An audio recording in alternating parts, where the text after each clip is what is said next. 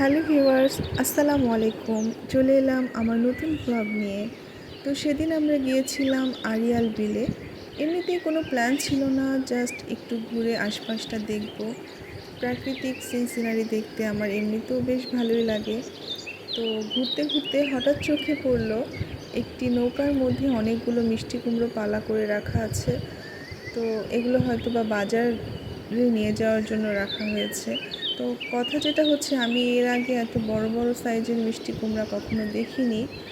তো দেখে অনেক ভালো লাগলো, আর একসাথে এতগুলো মিষ্টি কুমড়া অনেক ইন্টারেস্টিং ছিল ব্যাপারটা। আশপাশের সিনারিগুলো খুব এনজয় করছিলাম, অনেক নৌকা দেখলাম একসাথে।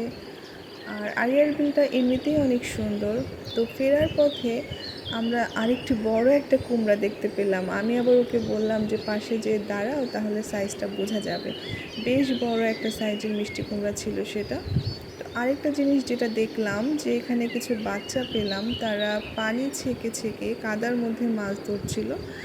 তো এই সিনটা আমার কাছে অনেক ভালো লেগেছে। আসলে গ্রামীণ পরিবেশ, এটা অনেক মজাই লাগে দেখতে।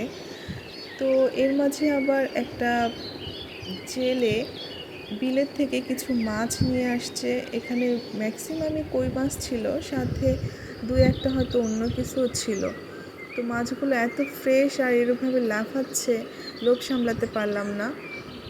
ও দাম দর করে মাছগুলো কিনেই ফেললো।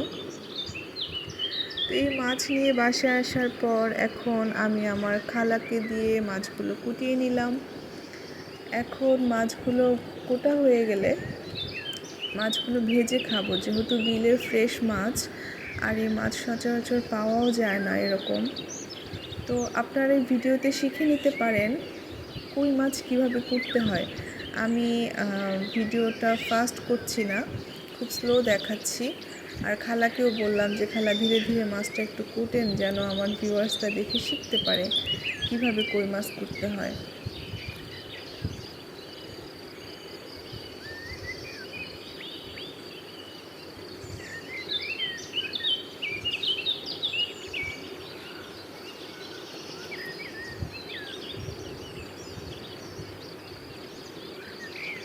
তো এই তো আমার মাছ কোটা হয়ে গেলে আমি মাছগুলোকে খুব ভালোভাবে ধুয়ে হালকা হলুদ মরিচ লবণ দিয়ে মেখে কিছুক্ষণ রেখে দিয়েছিলাম।